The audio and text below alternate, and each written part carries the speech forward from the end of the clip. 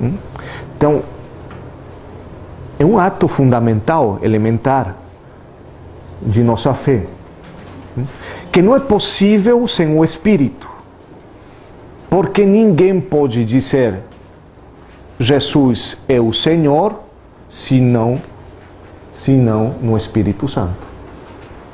Quem que diz isso? Coríntios, 1 Coríntios 12:3. Ninguém pode dizer Jesus é o Senhor, senão no Espírito Santo. 1 Coríntios 12:3. Então, só o Espírito com força, só o Espírito pode fazer brotar nas nossas palavras, que se tornam como diálogo com Deus, claro, no louvor, na ação de graças, no agradecimento, na petição, no pedido, na intercessão. Ele, o Espírito, quem sugere, quem guia, quem apoia com aquelas palavras que são capazes de chegar a Deus, até Deus. Então, parece ser que o Espírito é aquele que sempre trabalha, né? Que nos diz a Escritura, o Espírito sempre trabalha.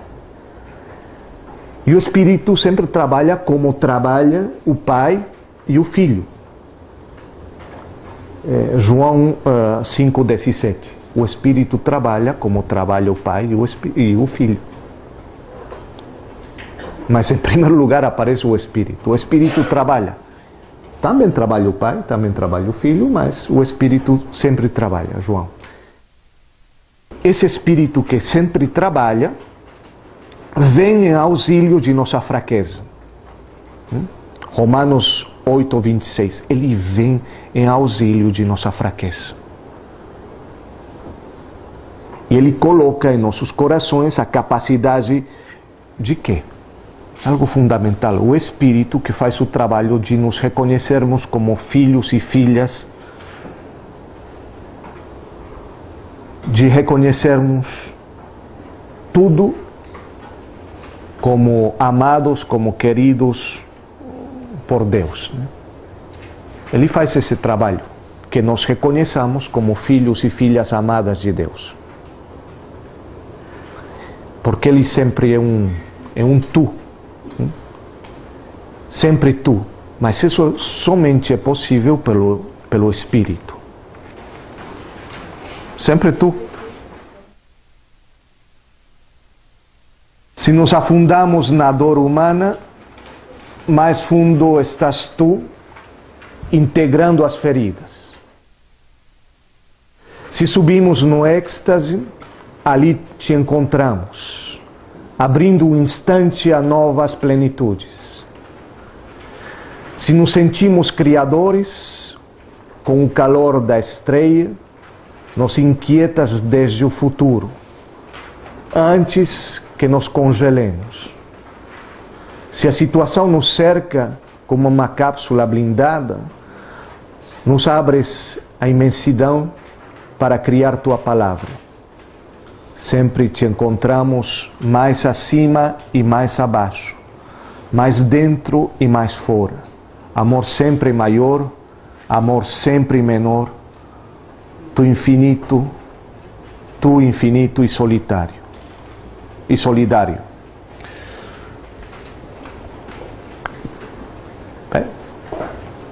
Fiquei sem saber se é o Espírito, porque poderia ser o Pai. Mas me parece que tem mais sabor de Espírito. Não sei. O que interessa é que que é um sempre tu, que está trabalhando, né? E daqui é que nasce nossa coragem para a oração. A coragem para entrar em oração. Para entrar naquela escuta. Essa coragem que é confiança, que é audácia, que é liberdade, no estar diante de Deus, no falar a Deus com com franqueza, com uma situação de reconhecimento de nossa nudez. E esperando como uma resposta. Esperando sempre uma resposta. Falando.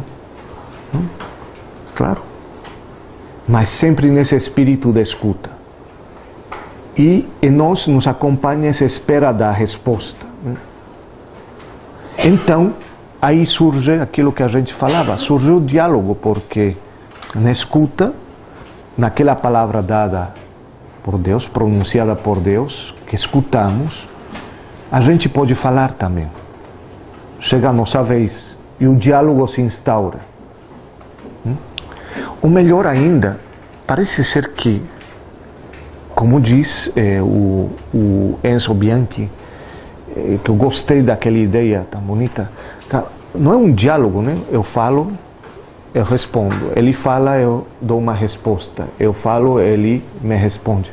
Mas parece ser que o diálogo com Deus tem uma forma de dueto. É uma voz, é um canto a duas vozes. Não será que é assim a oração? Não é simplesmente eu falo e eu espero uma resposta. Ele me fala, eu falo. Porque eu escutei, não? Parece que o fruto da escuta é cantar juntos. Para mim foi uma coisa muito bonita esses últimos dias. Antes não tinha pensado dessa maneira. É cantar juntos. Quem faz a primeira voz? Eu não sei. Quem a segunda? Mas cantar juntos. Cantar juntos. Aqueles que sabem de cantos e que cantam bonito, talvez tenham uma experiência mais clara daquilo, né? Então, esse dueto, esse cantar junto, é a comunhão. É a comunhão. E isso não supõe negar o peso de nosso pecado ou de esconder nossa miséria, né? Nossa miséria, mas trata-se de transcender o conhecimento que temos de nós mesmos. Transcender o conhecimento que temos de nós próprios. Transcender esse conhecimento de nós próprios a favor do conhecimento que Deus tem de nós. Ele que nos conhece mais do que nós mesmos. Aquilo de Agostinho, né? Interior íntimo meu. Deus mais interior que minha própria intimidade, que minha própria interioridade. O que eu não conheço, Deus conhece. Então, quem ora dessa maneira pode descobrir uma coisa fundamental, que é o fruto da oração. É o fruto da oração que aparece em Colossenses 3:12 e 1 Tessalonicenses 1:4. Colossenses 3:12 e 1 Tessalonicenses 1:4. E ainda 2 Tessalonicenses 2:13. É aquele fruto que aparece da oração. Aquele que ora dessa maneira, eu vou repetir, Colossenses 3:12, 1 Tessalonicenses 1:4 e 2 Tessalonicenses 2:13. Descobrimos o seguinte, simplesmente, quem ora dessa maneira descobre que é agapêmenos. O que quer dizer isso? Que é amado. Esse é o fruto. Descobre que é amado por Deus. Agapenós, somos amados de Deus. Amado por Deus. Que conhece a comunhão de quem o amou primeiro. Que conhece aquele que o perdoou. Ainda naquele momento que era pecador e inimigo, e que oferece constantemente seu amor. Essa é a descoberta principal. Chegar a nos descobrirmos como amados por Deus. E não aparece no primeiro instante da oração. É um trabalho. Naquele canto a duas vozes. Quando chegamos a essa constatação, Deus me quer, Deus me ama, Deus nos quer, Deus nos ama. É a aceitação do amor de Deus. Devemos chegar a esse ponto da aceitação de que Deus me ama. No fundo, trata-se da fé no amor, acreditar no amor de Deus a nós. Acreditar no amor.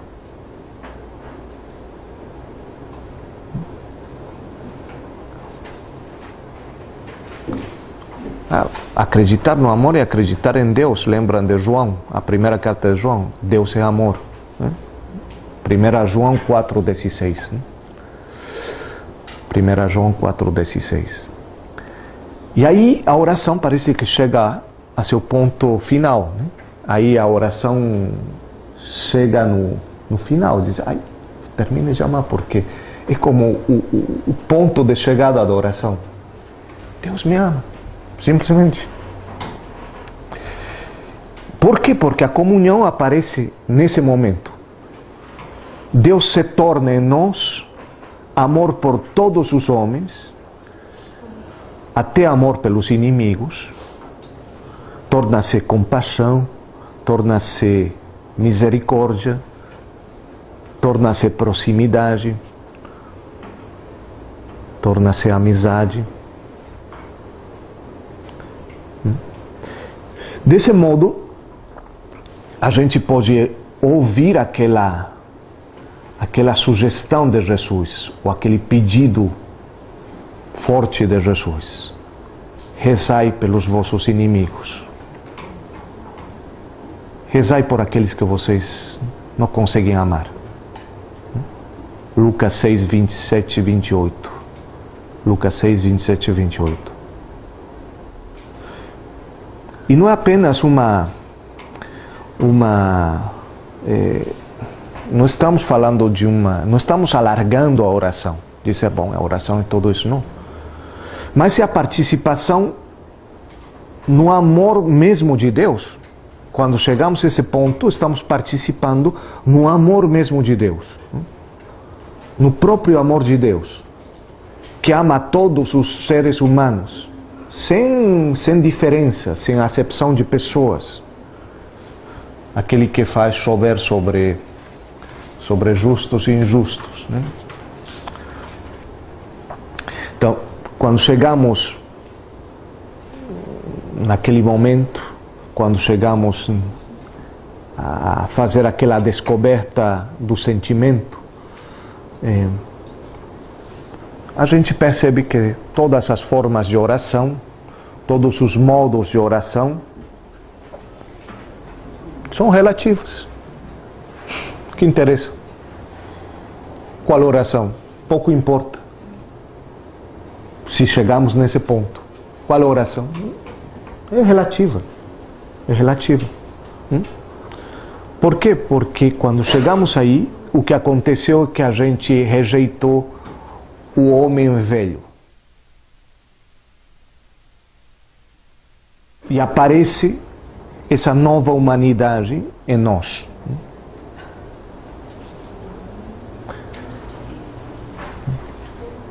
Por isso que não adianta muito exclusivizar ou absolutizar os métodos, Yoga, ou práticas zen, meditação transcendental ou transcendente, outros métodos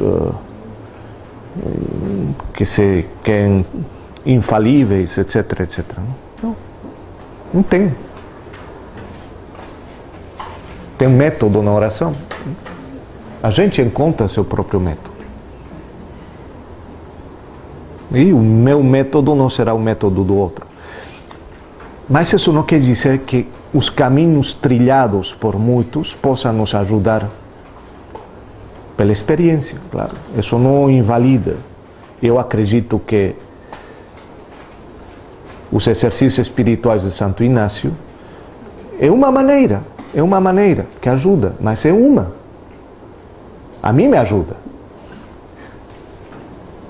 Ajudar os outros, provavelmente. Mas a gente se identifica em tradições, estamos como ancorados em diferentes tradições espirituais. A gente tem que encontrar. Mas somente o método é relativo quando a gente encontrou o fundamental. Porque senão é melhor nos deixarmos acompanhar por métodos, até não atingir esse ponto fundamental. Né? Tudo isso tem algo fundamental. Não achem que a oração tem um espaço próprio, né? Um espaço sagrado para a oração, que a gente tem que encontrar. Provavelmente poderíamos falar de um espaço sagrado, mas esse espaço sagrado é algo que não é diferente da cotidianidade. E aqui tem um texto citado pelo Tolentino, um texto citado de Teresa de Ávila, no capítulo 7 me parece que está das Fundações, no livro das Fundações, capítulo 7, e que diz o seguinte: tem este relato de Santa Teresa, né? Diz: uma pessoa com quem falei há poucos dias, havia 15 anos que a obediência a trazia tão ocupada em ofícios e em governos, que em todo este tempo não se recorda de ter tido um só dia para si.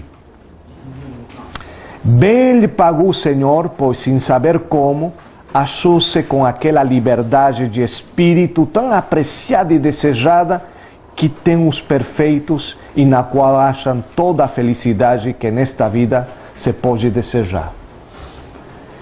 E não só esta pessoa, mas outras ainda conhecia a quem aconteceu da mesma sorte.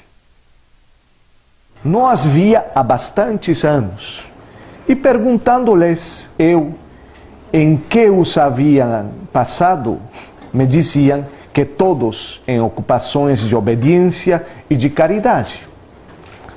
Por outro lado, achava-as tão medradas em coisas espirituais que me espantavam. Eia, pois, filhas minhas, não haja desconsolo quando a obediência vos trouxer empregadas em coisas exteriores. Entendei que até mesmo na cozinha, entre as caçarolas, anda o Senhor. Mesmo na cozinha, entre as caçarolas, entre as panelas, anda o Senhor. É algo como a afirmação de que Deus, claro, não está apenas num espaço sagrado, mas no meio das caçarolas, no meio das panelas, né? No meio das panelas. É possível encontrar Deus no meio das panelas? Essa é a ideia. Alguém me perguntava, o que é isso do avesso da trama? É isso, o avesso da trama. Que Deus pode ser encontrado até no meio das panelas, né? Então, Deus se move entre os tachos. Deus se move entre os tachos. Era o título que colocava o Tolentino essa parte do livro dele, né? Deus se move entre as caçarolas, Deus se move nas panelas, está no meio aí, nas coisas insignificantes de todos os dias. Parece que Deus gosta de andar no meio dessas coisas, né? Bom, e é possível então, nesses lugares comuns, poder encontrar a Deus. Deus é meu quintal.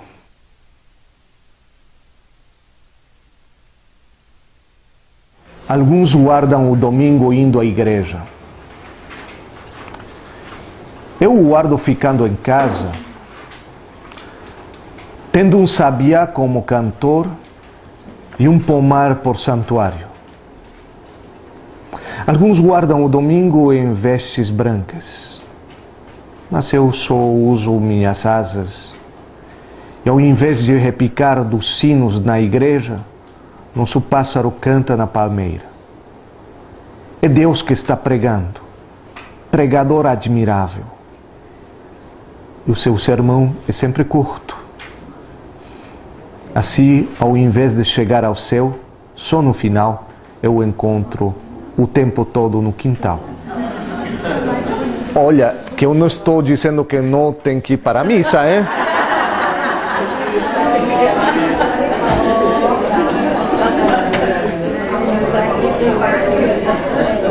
Tem também. Mas é que Deus habita no meio das caçarolas, isso, em nosso quintal, naquelas coisas que para nós fazem sentido, no sabiá, nas asas, no pássaro que canta na palmeira. Esse Deus que prega, pregador admirável. E Deus prega um sermão curto, qual é muito bom, né? E sempre o encontro no quintal. Então vamos terminar o dia com a origem que nos traz de volta ao fundamental. Né? Quando abro os olhos para ver-te no real, já te vejo antes do desejo que inicia meu olhar. Quando pergunto por ti, as criaturas da terra, já te escuto antes no silêncio, onde nasce minha pergunta. Quando aproximo minha mão para te tocar em outro corpo, já te percebo antes na origem de minha carne peregrina. Quando sorvo a água para me encher de tua vida, já te saboreio antes na sede que abre minha garganta. Quando aspiro os aromas de teu passo pelos montes, já te farejo antes na paz que distende meus pulmões. Muito obrigado.